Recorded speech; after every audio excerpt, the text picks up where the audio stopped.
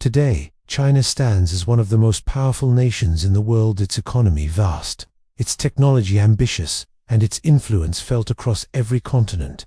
But this was not always the case. Less than 2 centuries ago, China was a nation on its knees, humiliated by foreign powers, torn apart by war, and on the brink of collapse.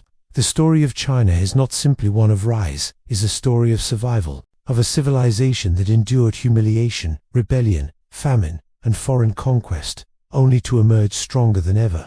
This is the story of the Dragon's Awakening, the battle for survival. China's roots stretch back over 4,000 years, making it one of the world's oldest continuous civilizations. The Xia, Shang, and Zhou dynasties laid the foundations for what would become the Chinese identity. It was here that writing was developed, bronze casting perfected, and philosophies that shaped the nation for millennia took root. Confucius taught moral duty and social order, while Taoism sought harmony with nature.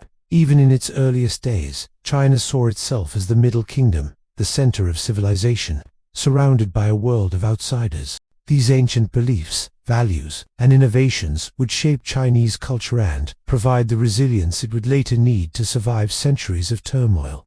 China's imperial dynasties rose and fell, but some eras left legacies so grand they shaped not only Asia, but the entire world.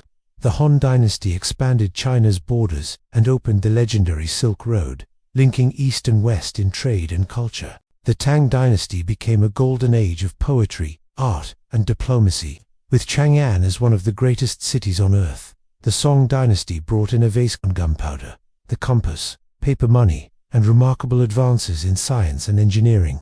The Ming dynasty fortified the Great Wall and sent fleets under Admiral Zheng He across the Indian Ocean, projecting Chinese power thousands of miles away. At its height, China was seen as the pinnacle of civilization, a world power in every sense. But with greatness often comes complacency. While Europe surged ahead during the Renaissance and Industrial Revolution, China's rulers turned inward, and soon, the empire would face its darkest test. By the 19th century, the Qing dynasty, China's last imperial house, was in decline. Corruption, population pressures, and resistance to modernization weakened the state.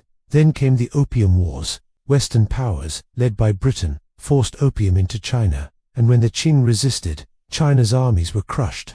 The unequal treaties ceded ports, land, and sovereignty to foreign powers. Shanghai, Hong Kong, and other cities became colonial enclaves. China was no longer the Middle Kingdom. It was being carved apart like a carcass on the table of imperialism.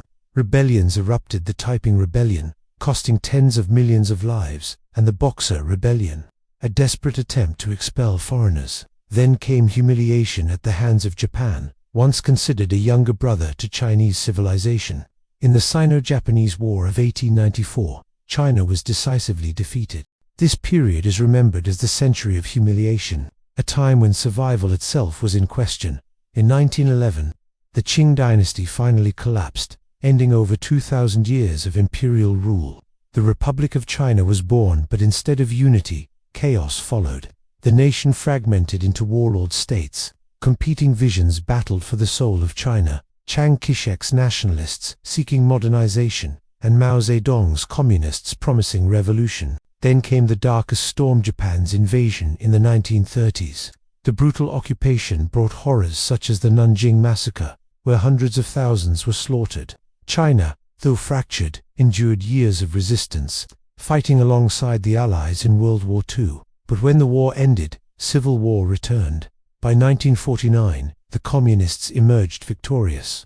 The nationalists fled to Taiwan, and Mao Zedong declared the founding of the People's Republic of China. The dragon had survived, but at a heavy cost, and under a new banner, under Mao Zedong, China sought to rebuild from its shattered past. The new state projected strength, joining the Korean War to resist Western powers. But Mao's domestic policies proved catastrophic. The Great Leap Forward, an attempt to rapidly industrialize, led instead to famine. Tens of millions perished. The Cultural Revolution unleashed chaos, as intellectuals were purged, traditions destroyed, and society turned against itself. Yet, despite the suffering, Mao ensured one thing: China remained unified. While India fractured, while the Soviet Union later collapsed, China held together. For Mao, survival of the state was paramount even at the cost of millions of lives. After Mao's death, Deng Xiaoping took a different path. He famously said, "It doesn't matter if the cat is black or white, as long as it catches mice." Deng opened China to the world, creating special economic zones in places like Shenzhen. Farmers were allowed to keep surplus crops, businesses could operate more freely, and foreign companies were welcomed. The results were astonishing. Hundreds of millions were lifted out of poverty. China transformed from a closed agrarian society into a global manufacturing powerhouse. This was survival turned into revival. The dragon was not just alive, it was growing stronger. By the dawn of the 21st century, China was no longer struggling to survive, it was reclaiming its place as a great power. Factories made China the world's workshop. Its cities grew at lightning speed. Shanghai's skyline became a symbol of transformation. Chinese companies expanded into technology, AI, and space exploration. On the world stage, China launched the Belt and Road Initiative, building railways, ports, and highways across Asia, Africa, and beyond. Its military modernized, its influence spread, and its voice grew louder in global affairs. The dragon had returned not as a victim, but as a challenger to the world order. Yet even as it rises, China faces new battles for survival. Its population is aging, with fewer young workers to drive growth. Economic slowdown threatens its momentum. Debt burdens weigh heavily. Censorship and political control spark discontent, even as nationalism unites many. Externally, China faces growing rivalry with the United States, tensions over Taiwan, and disputes in the South China Sea. The question looms, can China's rise continue, or will survival once again mean weathering storms both at home and abroad? The rise of China is not a simple story of victory, it is a story of survival. From ancient greatness to centuries of humiliation, through revolution, famine, and renewal, China endured. Today, as it stands as a global power, the lessons of survival remain etched in its identity. For China, survival is not a chapter of history, it is the heartbeat of its story. And as the future unfolds, one truth remains: the dragon's battle for survival is never over. It continues. With every generation,